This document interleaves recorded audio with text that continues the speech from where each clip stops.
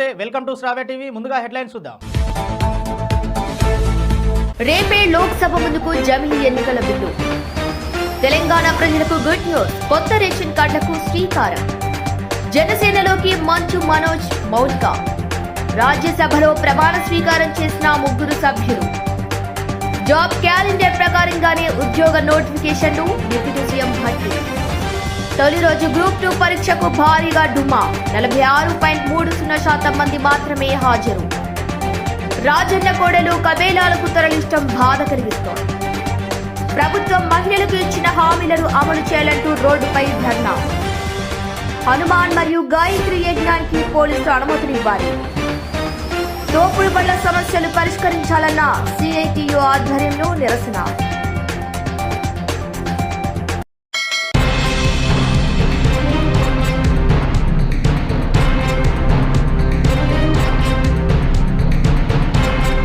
పార్లమెంటులో కేంద్రం జమిలీ ఎన్నికల బిల్లు ప్రవేశపెట్టేందుకు సిద్దమైంది. 129వ రాజ్యాంగ సవరణ బిల్లుతో సహా 1 నేషన్ 1 ఎలక్షన్ బిల్లును ప్రవేశపెట్టనున్నట్లు ప్రభుత్వ అధికారిక వర్గాలు వెల్లడించాయి. ఆ తర్వాత దీన్ని ఉభయ సభల సంయుక్త కమిటీకి పంపించాలని కేంద్రం సిఫార్సు చేయనున్నట్లు సమాచారం. కేంద్ర న్యాయశాఖ మంత్రి అర్జున్ రామ్ మేఘ్వాల్ రేపు ఈ బిల్లును లోక్సభలో ప్రవేశపెట్టనున్నట్లు సదరు వర్గాలు వెల్లడించాయి. ఇప్పటికే జమిలీ ఎన్నికలపై భిన్నాభిప్రాయాలు నెలకొన్న వేళ విస్తృత సంప్రదింపుల కోసం బిల్లులను జాయింట్ పార్లమెంటరీ కమిటీకి పంపించాలని స్పీకర్ ఓం బిర్లాను కేంద్ర మంత్రి కోరనున్నారు. ఆ తర్వాత దీనిపై ప్యానెల్ కమిటీ ఏర్పాటుకు సభ్యులను ప్రతిపాదించాలని స్పీకర్ పార్టీలను కోరనున్నారు. ఇక మంగళవారం సాయంత్రం నాటికి కమిటీ సభ్యులను ప్రకటించే ఛాన్స్ ఉన్నట్టు తెలుస్తోంది.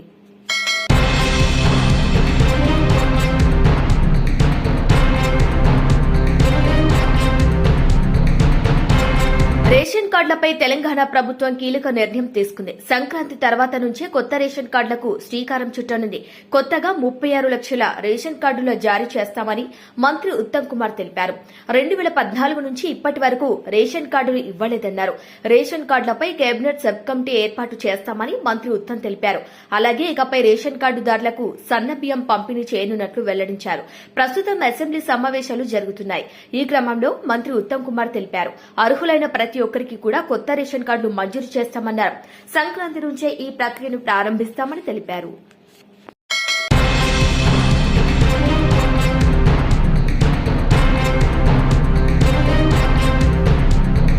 గత కొన్ని రోజులుగా వార్తల్లో నిలిచిన మంచు మనోజ్, భూమా మౌనిక దంపతుల పొలిటికల్ ఎంట్రీకి సిద్దమైనట్టు తెలుస్తోంది.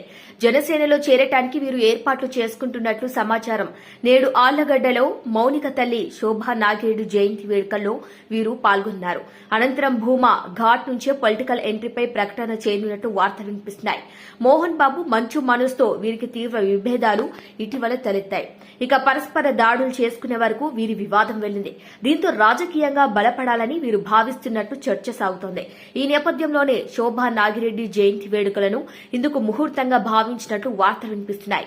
భూమా మౌనిక తండ్రి భూమా నాగిరెడ్డి గతంలో నంద్యాల నుంచి ఎమ్మెల్యేగా గెలుపొందారు. ఆమె తల్లి శోభా నాగిరెడ్డి ఆళ్లగడ్డ నుంచి ప్రాతినిధ్యం వహించారు.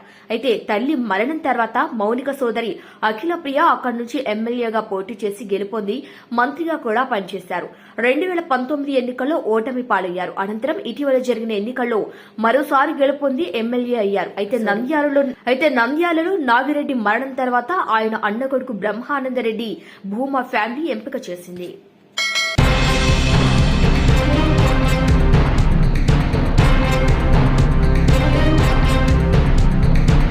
ఏపీలో ఖాళీ అయిన రాజ్యసభ స్థానాలకు ఉప ఎన్నికల నోటిఫికేషన్ విడుదలైన విషయం తెలిసిందే. ఖాళీగా ఉన్న 3 స్థానాల నుంచి బీదా మస్తానరావు, ఆర్ కృష్ణయ్య, సానా సతీష్లు నామినేషన్ను వేయగా 3 కూడా ఏకగ్రీవంగా ఎన్నికయ్యారు. ఈ క్రమంలో ఈ రోజు ఉదయం 11 గంటలకు రాజ్యసభలో వీరు 3 ప్రమాణ స్వీకారం చేశారు. ఇందులో ఆర్ కృష్ణయ్య బీజేపీ నుంచి, బీదా మస్తానరావు, సనా సతీష్ టీడీపీ నుంచి ఎన్నికయ్యారు. ఇక రాజ్యసభలో చైర్మన్ జగదీప్ ధన్కర్ ఈ 3 చేత ప్రమాణం చేయించారు. ఈ ఏడాది జరిగిన అసెంబ్లీ ఎన్నికల్లో కూటమి ప్రభుత్వం ఘన విజయం సాధించిన విషయం తెలిసిందే. దీంతో వైసీపీకి ప్రతిపక్ష హోదా కూడా రాలేదు. అలాగే ఓటమి పాలవటంతో వైసీపీ నేతలు కొందరు పార్టీ ప్రాథమిక సభ్యత్వానికి కాకుండా రాజ్యసభ పదవులకు సైతం రాజీనామా చేశారు. ఈ క్రమంలో 3 రాజ్యసభ స్థానాలకు ఖాళీలు ఏర్పడ్డాయి.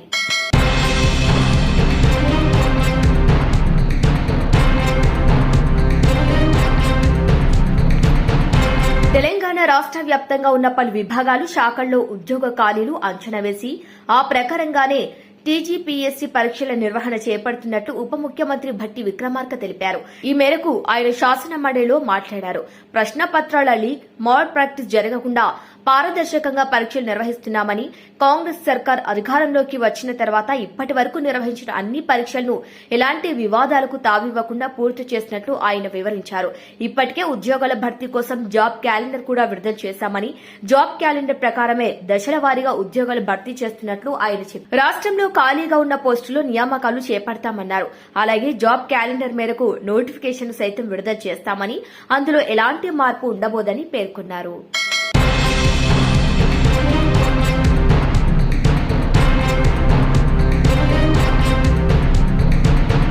తెలంగాణ రాష్ట్రంలో 783 గ్రూప్ 2 పోస్టుల భర్తీకి పరీక్షలు జరుగుతున్న సంగతి తెలిసిందే. 2 రోజుల పాటు జరిగే రాత పరీక్షలు డిసెంబర్ 15న ప్రారంభమవగా డిసెంబర్ 16వ తేదీలో ముగియనున్నాయి. ఇక మొత్తం 4 పేపర్లకు రాష్ట్ర వ్యాప్తంగా 1363 పరీక్షా కేంద్రాలు ఈ పరీక్షలు జరుగుతున్నాయి. తొలి రోజు ఉదయం పేపర్ 1, మధ్యాహ్నం పేపర్ 2 పరీక్షలు జరిగాయి. ఈ పరీక్షలకు మొత్తంగా 5,51,855 మంది దరఖాస్తు చేయగా 74.96% మంది మాత్రమే హాల్ టికెట్ డౌన్లోడ్ చేసుకున్నారని తెలంగాణ పబ్లిక్ సర్వీస్ కమిషన్ వెల్లడించింది.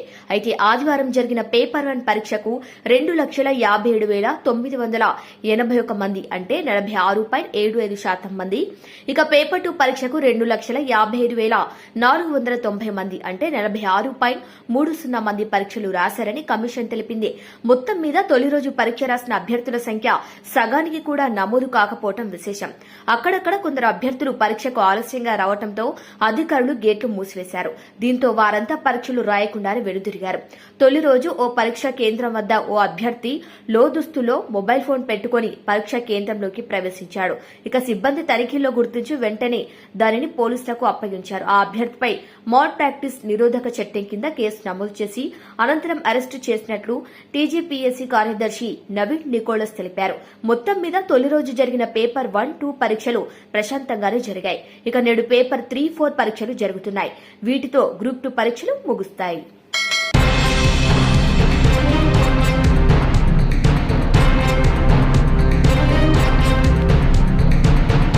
భక్తులు ఎంతో పరమ భక్తితో వేములవాడ రాజన్నకు సమర్పించిన కోడెలను కోతకు అమ్ముకోవటం అత్యంత దారుణమని బీఆర్ఎస్ నేత చల్మెడ లక్ష్మీ నరసింహారావు విమర్శించారు. ప్రజల సొమ్ముకు ధర్మకర్తలుగా ఉండాల్సిన ప్రభుత్వం, మంత్రులు ఆఖరికి దేవుడి సొమ్మును కూడా దోచేస్తున్నారని ఆగ్రహం వ్యక్తం చేశారు. ఈ ఘటన అనేక అనుమానాలు తలెత్తుతున్నాయి వాస్తవంగా చెప్పాలంటే. అంతేకాదు చీటికి మాటికి ముఖ్యంగా చీమ చిటుక్కుమంటేనే మన గౌరవ శాసనసభ్యులు విప్పైనటువంటి ఆ శ్రీనివాస్ గారు ప్రతి దానిలో పత్రిక ముందరికి వచ్చి స్పందించి వారి భావాలను వ్యక్తపరచడం జరుగుతూ ఉంటుంది. ఈ పర్టికులర్ సమస్య వారి నియోజకవర్గం, వేములవాడ నియోజకవర్గం ప్రజల మనోభావాలకు సంబంధించిన విషయంలో ఇప్పటి వరకు ఎందుకు స్పందిస్తలేరో అని అనేక అనుమానాలు తావిస్తా ఉంది వాస్తవం చెప్పాలంటే.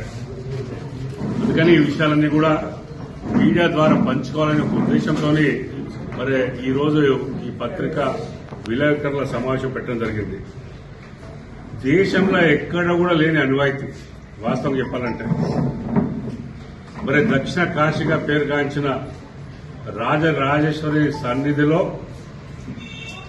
శివునికి అత్యంత ప్రీతి అయిన వాహనం నంది వాహనం.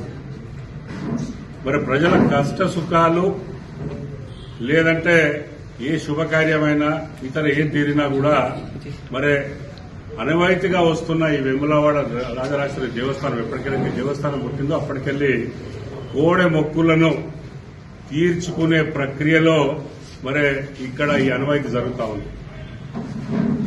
ఇది భారతదేశంలో వాస్తవంగా ఎక్కడ కూడా ఇంత ఇటువంటి అంశం ఎక్కడ కూడా లేదు. కాబట్టి ఇవాళ ఈ భక్తుల మనోభావాలతోని ఆడుకునే విధంగా దేవస్థానం కావచ్చు, బాధ్యులైన ప్రతి వ్యక్తి కూడా జవాబు ఇవ్వవలసిన బాధ్యత వారిపై ఉందని మీ అందరు కూడా తెలియజేస్తా ఉన్నాను.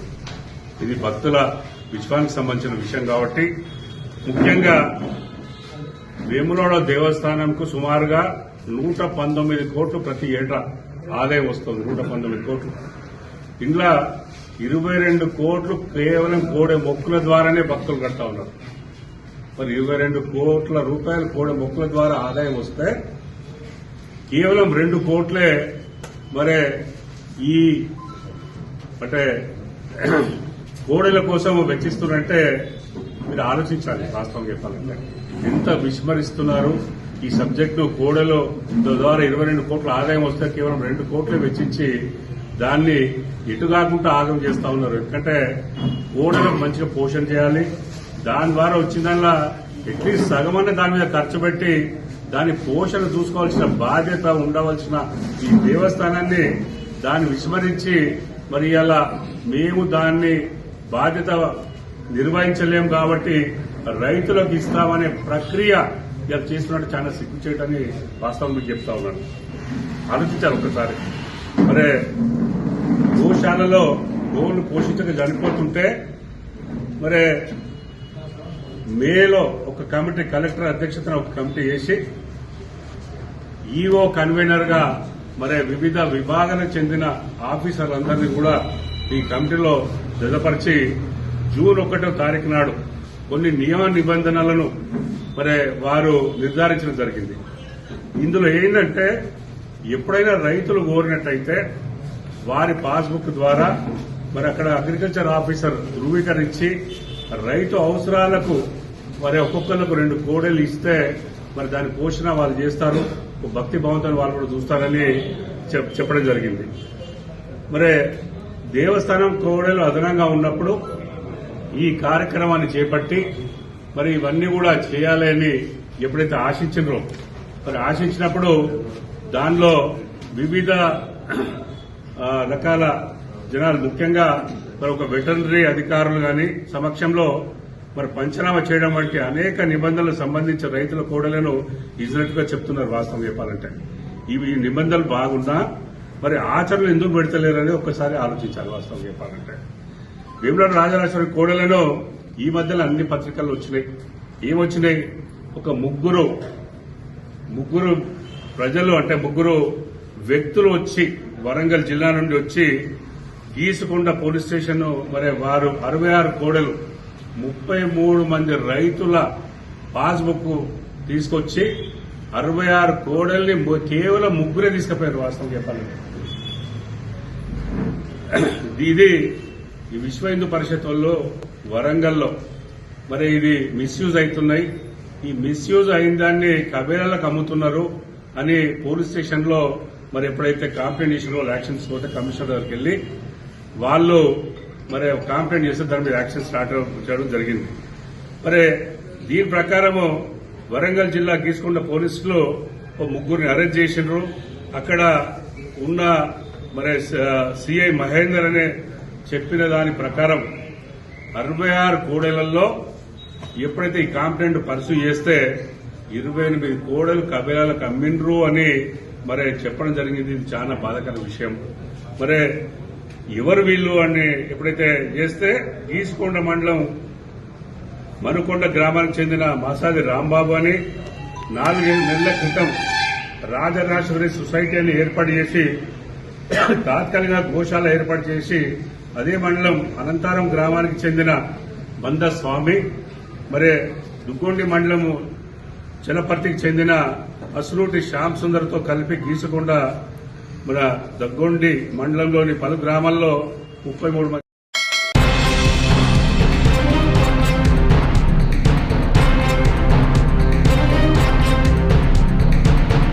రేవంత్ రెడ్డి ప్రభుత్వం మహిళలకు ఇచ్చిన హామీలను అమలు చేయాలంటూ బీఆర్ఎస్ పార్టీ ఆధ్వర్యంలో సూర్యాపేట జిల్లా తుంగతుర్తి మండల కేంద్రంలో రోడ్డుపై ధర్నా నిర్వహించారు. ఇచ్చిన హామీలను వెంటనే అమలు చేయాలని వారు డిమాండ్ చేశారు. రైతు బంధు, ఆసరా పెన్షన్, తులం బంగారం నెలకు మహిళలకు ఇస్తానన్న 2,500 ఇవ్వటం లేదని ఆవేదన వ్యక్తం చేశారు. ఎన్నికల సమయంలో ఇచ్చిన హామీలను వెంటనే అమలు చేయాలని వారు కోరారు. తెలంగాణ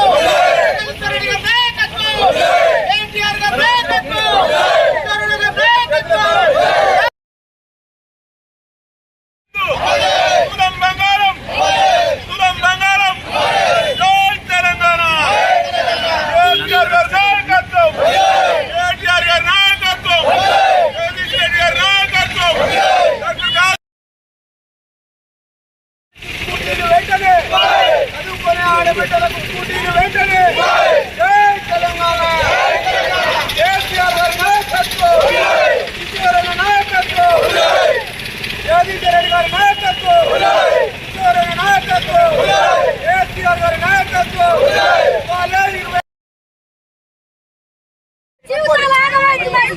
దళిత బంధు వేయలేదు, రైతు బంధు వేయలేదు, అన్ని మాత్రం అన్ని పాఠశాలలు ఏం చేయలేదు.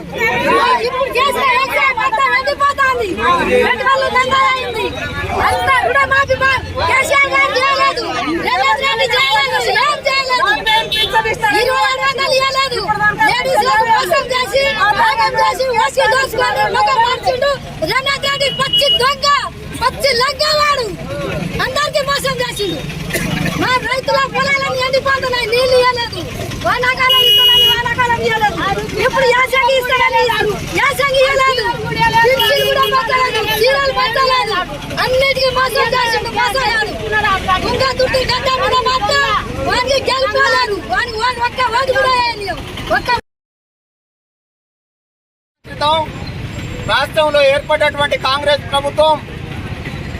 ప్రభుత్వంలోకి రాకముందు ఎన్నో వాగ్దానాలు చేస్తూ అందులో భాగంగా మహిళలందరికీ 25,000 రూపాయల ఆర్థిక సహాయం చేస్తానని, చదువుకునే ఆడబిడ్డలకు స్కూటీలు ఫ్రీగానే ఇస్తానని, కళ్యాణ లక్ష్మిలో 1,00,000 రూపాయలతో పాటు తులం బంగారం ఇస్తామని, కేసీఆర్ కిట్ ఇస్తామని ఎన్నో మాయమాటలు చెప్పి మహిళలందరినీ మోసం చేసి ఓట్లు దండుకొని అధికారంలోకి వచ్చినటువంటి రేవంత్ రెడ్డి ప్రభుత్వం ఈరోజు ఏ ఒక్క మహిళ కూడా 2,500 ఆర్థిక సహాయం చేయకుండా మహిళలందరినీ మోసం చేసినటువంటి ప్రభుత్వం వెంటనే మహిళలందరికీ క్షమాపణ చెప్పి ఈ సంవత్సర కాలంలో బకాయి పడ్డటువంటి 30,000 రూపాయల ఆర్థిక సహాయం కానీ, అట్లాగే 24,000 రూపాయల ఆసరా పెన్షన్కి సంబంధించి కానీ అన్ని బకాయిలను కూడా మహిళలకు చెల్లించాలని డిమాండ్ చేస్తా ఉన్నాం.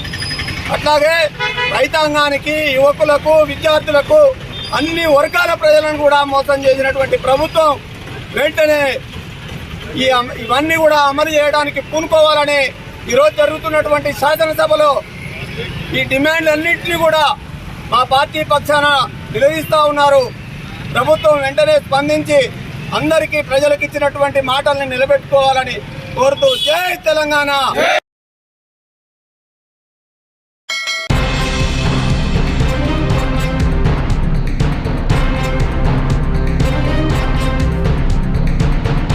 హనుమాన్ మరియు గాయత్రి యజ్ఞానికి పోలీసులు అనుమతులు ఇవ్వాలని నల్గొండ జిల్లా నార్కెట్పల్లి మండల కేంద్రంలో బీజేపీ జిల్లా అధ్యక్షుడు నాగం వర్షిత్ రెడ్డి హనుమాన్ భక్తులు రోడ్డుపై బైఠాయించి నిరసన వ్యక్తం చేశారు.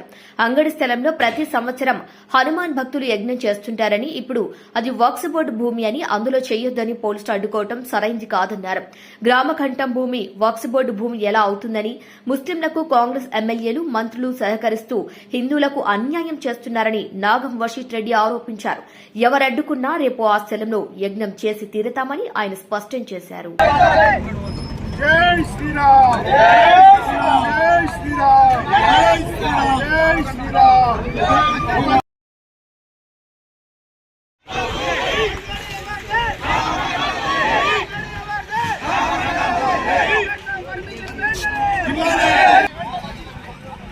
అంగడిలో పర్మిషన్ వెంటనే,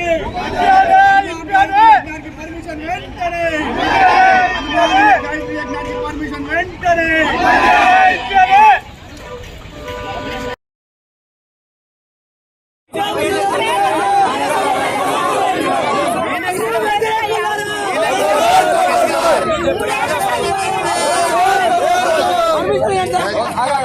మాట్లాడుతున్నారు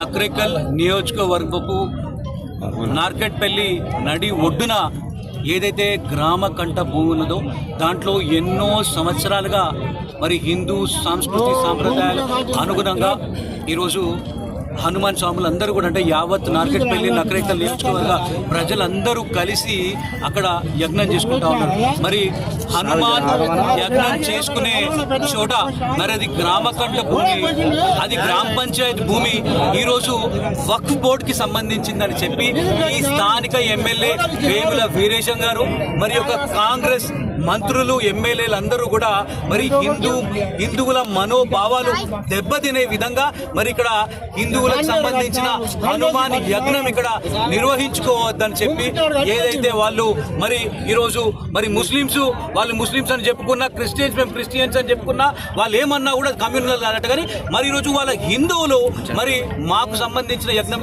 ఎన్నో సంవత్సరాల నుండి కూడా మరి ఇక్కడ నార్కెట్పల్లిలో నిర్వహించుకుంటా ఉన్న యొక్క హనుమాన్ యజ్ఞాన్ని ఆపే ప్రయత్నం చేస్తే ఎవ్వరు కూడా దీన్ని మేము సహించడానికి లేదు. ఈరోజు నార్కెట్పల్లి మండలమే కాదు, యావత్ నకరేకల్ జిల్లా కూడా ఈరోజు నకరేకల్ నియోజకవర్గం కూడా ఈరోజు ఇక్కడికి వచ్చింది. మరి మాకు ఇమ్మీడియట్ గా మరి మేము ఏమడుగుతున్నామంటే అక్కడ మా ఒక యజ్ఞాన్ని యథావిధిగా మేము ప్రతిసారి నిర్వహించుకునేటట్టుగానే నిర్వహించుకోమని చెప్తుంటే మరి ఒక వక్ఫ్ బోర్డు చట్టాన్ని మరి వాళ్ళ మత పెద్దలందరినీ మా మీద ఉసుగొలిపి హిందువులని నల్గొండ జిల్లాలో భయపట్టించే ప్రయత్నం చేస్తున్నారు. మరి హిందువుల ఐక్యత వర్ధిల్లాలి. మరి హిందువులందరూ కూడా ఇప్పుడైనా నిద్ర లేవాలి. ఈ రోజు ఇది నార్కెట్పల్లిలో జరుగుతూ ఉంటది, రేపు మీ ఊర్లో జరుగుతుంది, రాష్ట్ర వ్యాప్తంగా దేశ వ్యాప్తంగా కూడా జరుగుతుంది. కాబట్టి హిందువులందరూ కూడా కంకణబద్దులై హిందువుల ఐక్యత చాటి చెప్పేటట్టుగా అందరూ కూడా ఈ యొక్క నార్కెట్పల్లికి రావాలని చెప్పి ఈ సందర్భంగా మేము ఇది కులాలకు అతీతంగా రాజకీయాల అతీతంగా కూడా ఈ రోజు మేము అన్ని రాజకీయ పార్టీలను కూడా ఇక్కడికి పిలుస్తా ఉన్నాము. మరి అందరం కలిసి ఈ యొక్క యాగం నిర్వహించుకుందామని చెప్పి సందర్భంగా తెలియజేస్తా ఉన్నాను. ఇది మేము దీన్ని ఒక ఉద్యమిస్తాము, మరి మేము ప్రాణాలైనా అర్పిస్తాం, కానీ ఈ యొక్క యజ్ఞాన్ని మాత్రం ఖచ్చితంగా నిర్వహించుకుంటామని చెప్పి ఈ సందర్భంగా తెలియజేస్తాం. ప్రాణాలైనా అర్పిద్దాం, ప్రాణాలైనా అర్పిద్దాం.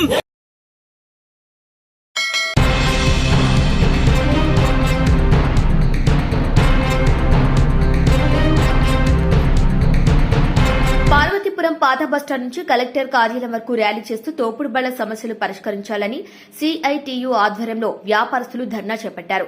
సిఐటియు జిల్లా అధ్యక్షుడు రమణ మాట్లాడుతూ తోపుడు బళ్లే జీవనాధారంగా బతుకుతున్న తమకు ఆ బళ్లు తీసివేస్తే ఎలా బతకాలని ప్రశ్నించారు. పండుగ సీజన్ అవడంతో ఉపాధి కోల్పోతున్నామని ఆవేదన వ్యక్తం చేశారు. ఫుట్పాత్ పై చిరు వ్యాపారం చేసుకోవడానికి అవకాశం కల్పించాలని అధికారులను వేడుకున్నారు. కొత్తగా ఏర్పడినటువంటి పార్వతీపురం మన్యం జిల్లాలో దశాబ్దాల కాలం పాటు తోపుడు బళ్ళు కార్మికులు, చెరువు వ్యాపారస్తులు ఇక్కడ వాళ్ళ సరుకులు తెచ్చి అమ్ముకుంటున్నటువంటి పరిస్థితి.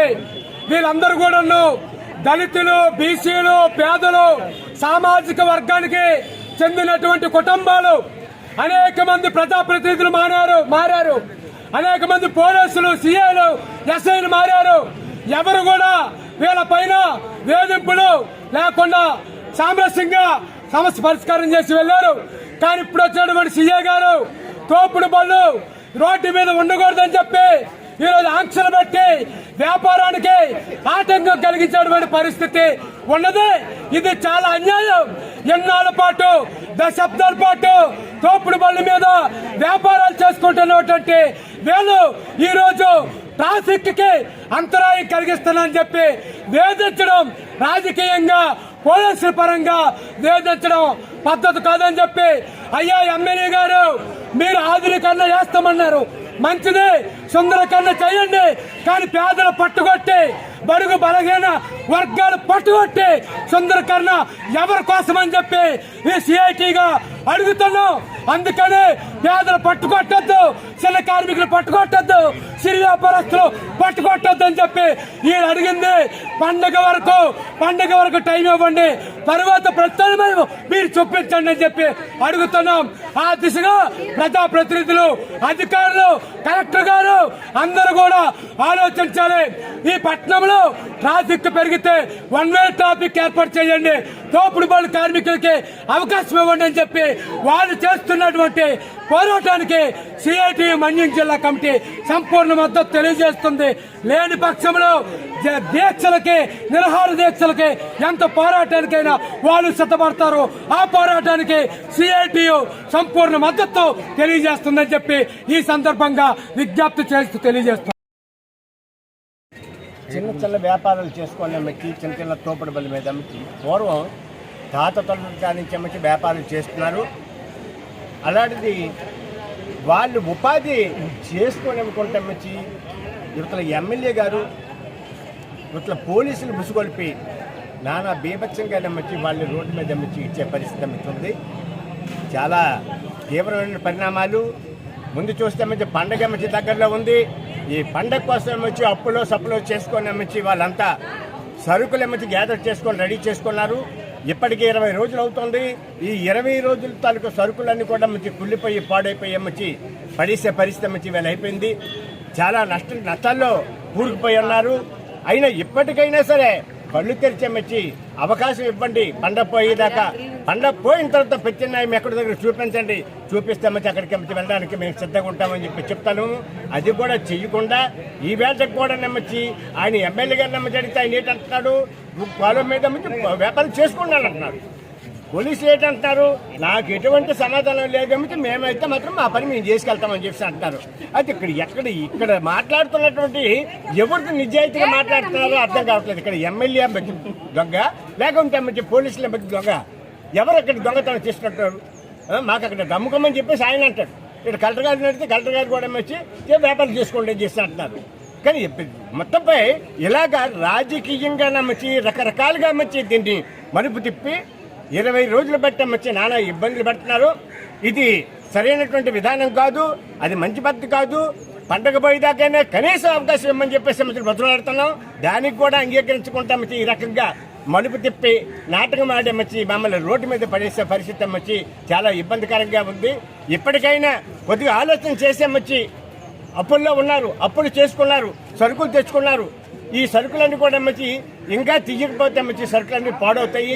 కాబట్టి అమ్మచ్చి చొరవ చూపించే ఇప్పటికైనా అందరూ దయతలిచి ఇంకా వేధింపులు ఆపి దయతలిచి అమ్మచ్చి అవకాశం కల్పిస్తారని చెప్పేసి మరి హెడ్లైన్స్ మరోసారి చూద్దాం. రేపే లోక్సభ ముందుకు జమిలీ ఎన్నికల బిల్లు. తెలంగాణ ప్రజలకు గుడ్ న్యూస్. కొత్త రేషన్ కార్డులకు శ్రీకారం. జనసేనలోకి మంచు మనోజ్, మౌనిక. రాజ్యసభలో ప్రమాణ స్వీకారం చేసిన 3 సభ్యులు.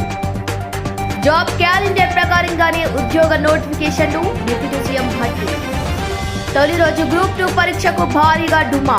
46.30% మంది మాత్రమే హాజరు. రాజన్న కోడలు కబేలాలకు తరలిష్టం బాధ కలిగిస్తోంది. ప్రభుత్వం మహిళలకు ఇచ్చిన హామీలను అమలు చేయాలంటూ రోడ్డుపై ధర్నా. హనుమాన్ మరియు గాయత్రి యజ్ఞానికి పోలీసులు అనుమతులు ఇవ్వాలి. తోపుడు బళ్ల సమస్యలు పరిష్కరించాలన్న సిఐటియు ఆధ్వర్యంలో నిరసన. ఇవి ఇప్పటివరకు అప్డేట్స్. మరో బులెటిన్లో మళ్ళీ కలుద్దాం. చూస్తూనే ఉండండి శ్రావ్య టీవీ.